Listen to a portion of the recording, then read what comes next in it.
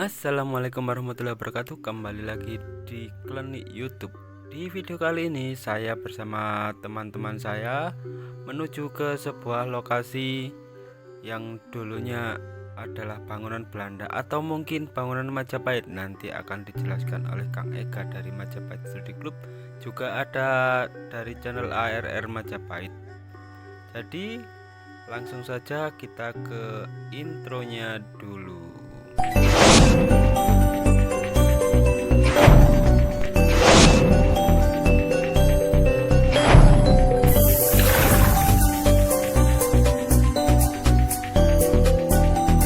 Teman-teman ya, hari ini kita berada di Dusun Candi, Desa Dinoyo, Kecamatan Jatirejo. Dan kali ini ya kita akan melihat sebuah kala bakara. Iya, raksasa. Matanya melotot, hidungnya nyeprok. Giginya, taringnya, wah, besar-besar, sebesar pedang.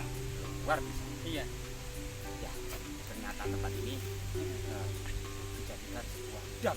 Lah, ini diduga dahulunya memang dam kuno yang dibangun kemungkinan era Empu Sindok, kemudian direhabilitasi masa Singosari, masa Majapahit, kemudian terakhir kelihatannya dibangun dan diperbaiki oleh kolonial Belanda. Oh, begitu rupanya. Iya, jadi diduga ini dam kuno atau bahasa Jawa kunonya itu dawan. Nah, iya. Dan anehnya di sini ya, di sini bukan tempat makam umum kan ya. Nah, meskipun banyak pohon kamboja, Tapi di sini kita melihat banyak pohon kamboja di antara pinggiran jalan yang berada di sini. nah, selain pohon kamboja, pohon pisang, pohon nangka, pohon pepaya, Wah, pohon jagung juga banyak. Kalau itu milik orang-orang Milik sekitar warga. ya. Banyak bunga-bungaan ya di sini ya. Luar biasa. Oke teman-teman ya. Iya. Dan di sini tuh sangat sepi sekali. Ngomong-ngomong sekarang ini ada channel yang lagi naik daun. Namanya Penelusuran Sejarah. Nah, ini adminnya. Ini ternyata orangnya ya. Iya, yang dicari-cari selama ini. Tumben ya. Hah? Biar pernah tumben gitu. Biar pernah nongol. Peninggalan. Sejarah apa peninggalan? Peninggalan sejarah. Nah, yang YouTube-nya namanya Klinik YouTube.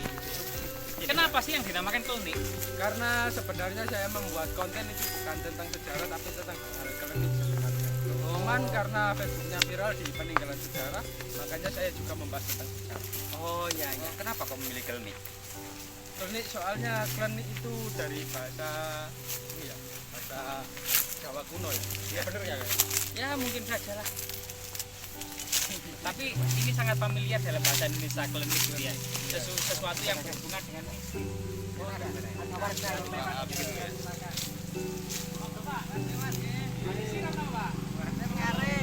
Nggih. Mana adanya klinik tadi? Nah, iya. Ini kan pohon sembujo ini. Iya. Dan kita ya menemukan batu biasanya dipakai ini kosongan batu ning kali. Ah, iya itu. Nyemplung neng kedung. Nah, Ya. ya katanya Mbah, berbagai macam cerita mistis di bendungan ini mungkin Mbah sudah pernah mendengar dari berita Iya, ya. burung atau kabar dari cerita tutur masyarakat tentang berbagai macam Mbah. Oh, ini Mbah, ini tanaman aneh ini Mbah. Apa namanya ini? Nah, ini kalau masa kecil kita itu namanya empi-empian Mbah. Nah, ini Mbah seperti ini. Kok aneh gitu ya namanya? Aneh. Kok aneh ya namanya? Empi-empian. Ini mimpian. Tapi banyak getahnya teman-teman. Oh iya, jadi ini beracun. Oh beracun ya? Iya, bahasa lokalnya namanya jahar manik, Ada yang tahu penuh racun. kenapa kok dinamakan itu? Empi-empian. Iya. Karena mungkin bentuk buahnya ya seperti ini. Kok sedikit jorok gitu ya? Kurang tahu. Wong bunga-bunga yang lain yang bagus ada juga ada dewa. Oh begitu ya. Iya. Mbah, Oh iya ya. mungkin dilanjutkan Mbah. Kenapa mungkin cerita-cerita yang berada berkembang di masyarakat ini katanya penuh dengan Misteri ya? berbagai macam cerita horor Mbah. Oh gitu ya. Memang sih kemarin itu kita pernah dengar dari beberapa cerita warga bahwasanya di sini pernah ada sebuah cerita ada beberapa orang itu ketika membahas hal-hal jorok di tempat ini dan kemudian tanpa disengaja orang itu ditemukan dengan keadaan telanjang ya keesokan hari Itu perempuan apa laki-laki Mbah? itu laki-laki ya kayaknya. Laki-laki. Ya kita tidak bisa menyebutkan siapa orang itu cuman gimana ya sebuah cerita-cerita yang beredar aja ya, Mistis kita juga, ya? iya kita juga belum bisa benar-benar membuktikan bahwa itu iya atau tidak karena kita tidak benar-benar tahu, hanya sebuah cerita gitu. Sebuah cerita ya. Mungkin dari teman-teman yang di sana yang berada di daerah sini tahu tentang cerita-cerita ini, nanti bisa ya memberitahu kita atau menceritakan di kolom komentar. Lah ini Mbak damnya Mbak, Wih, besar iya. sekali Mbak damnya Mbak. Loh ternyata ada memang kala raksasa Mbak kepalanya Mbak. Aduh, giginya itu lebih tongos Mbak kalau kalah di sini kan. Namun katanya itu ya, Iya. warga itu kok namanya Mahisasura? Ya katanya warga setempat Karena memang cerita masyarakat itu cenderung cerita yang kemudian diambil dari cerita tutur masyarakat yang berkembang. Oh, iya. Jadi Mahisasura itu kemungkinan wajahnya yang seram, kemudian bagian dari alis itu loh, Iya. bulu mata yang Bulu mata itu. seperti banteng, seperti kepala banteng atau kepala kerbau, sehingga kemudian dianggap itu adalah tanduknya kan. Tadi dari Mahisasura. Mahisasura. Di sana itu ada tulisannya Candi Limo 1910. Ya, kemungkinan ini adalah pembangunan yang dilakukan oleh masa kolonial Belanda, Pak. Iya. 1910. Masih di tahun zaman Belanda ya. Iya, zaman company, Pak. Iya, Zaman kolonial. zaman kolonial. Iya, betul lah. Indonesia yang belum merdeka waktu itu. Namun memang banyak yang berspekulasi gitu ya, kapan dan seperti apa pembangunan Dam Candi Limo itu. Ada yang mengatakan Empu Sindok karena beberapa prasasti ditemukan di Trawulan, di Temon, ya tidak jauh dari sini itu ada prasasti-prasasti era Empu Sindok, misalnya prasasti Kamban, ada di situ. Nah, terus kemudian diduga juga dibangun pada masa Singosari semata-mata langgam dari kalahnya. Jadi kala seperti ini tuh diduga lambang era Singosari. Nah, sedangkan dalam kitab Negara Kertagama itu dijelaskan bahwasanya Raja Hayam Wuruk setelah habis hujan senantiasa bertamasa ke timur selatan dari istana Majapahit yang ada di Trawulan, di sebelah selatan Jalagiri itu mengunjungi WW Pikatan Candi Limo Siman. Nah, salah satunya Candi Limo yang disebutkan di situ, Pak. Nah, kemungkinan Hayam Wuruk atau candi ini sudah ada sejak era Singosari.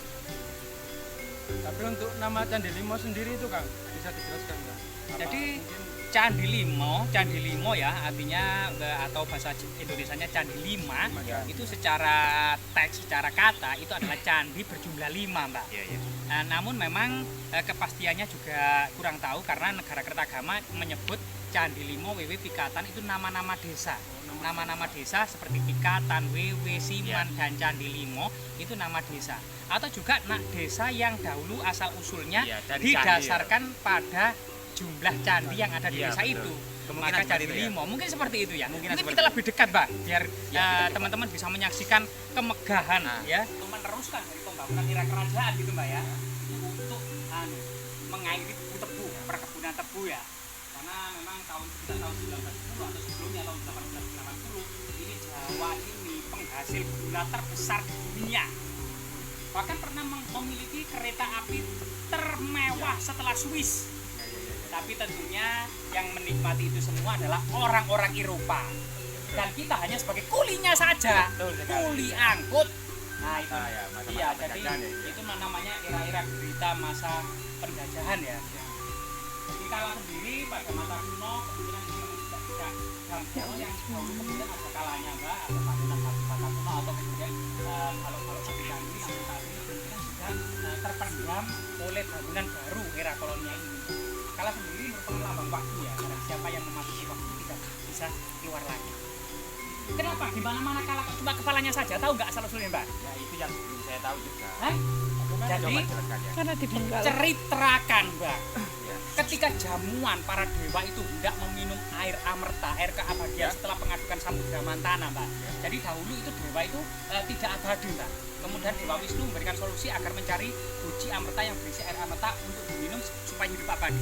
Ternyata ketika jamuan seluruh dewa ngumpul gitu ya, itu ternyata yang memiliki pandangan tajam bahwasanya ada asura atau sejenis raksasa gitu ya, itu menyamar menjadi dewa. Itu diketahui oleh Dewa Chandra dan Dewa Surya, Dewa Matahari dan Dewa Bulan mengetahui, langsung melaporkan kepada Dewa Wisnu. Bahwasanya kemudian dewa ketika ini sudah mulai meminum air amerta sampai di mulutnya, Mbak, itu senjata Dewa Wisnu yang berupa cakra itu langsung menebas lehernya, langsung putus sehingga kemudian kepalanya gelundeng-gelundeng abadi, tapi tubuhnya kemudian hancur, Mbak. karena yang terkena air ampeta itu cuma kepalanya saja. Tapi kemudian dari raksasa itu ya, kala Makara itu ya, balas dendam. Sewaktu-waktu aku akan balas dendam kepada matahari dan bulan, akan kuuntal yang dikenal dengan peristiwa gerhana matahari atau gerhana bulan. Karena tidak memiliki tubuh atau leher, keluar lagi dari tenggorokannya, kan putus mbak. Nah jadi gerhana bulan seperti itu, diuntal raksasa, kemudian keluar lagi dari lehernya karena tubuhnya telah dipenggal oleh Dewa Wisnu. Luar biasa ya karyanya kuda itu ya, saat ini masih kemudian ada yang mengingatnya. Cukup mbak ya? Iya, cukup. Sangat luar biasa sekali ya.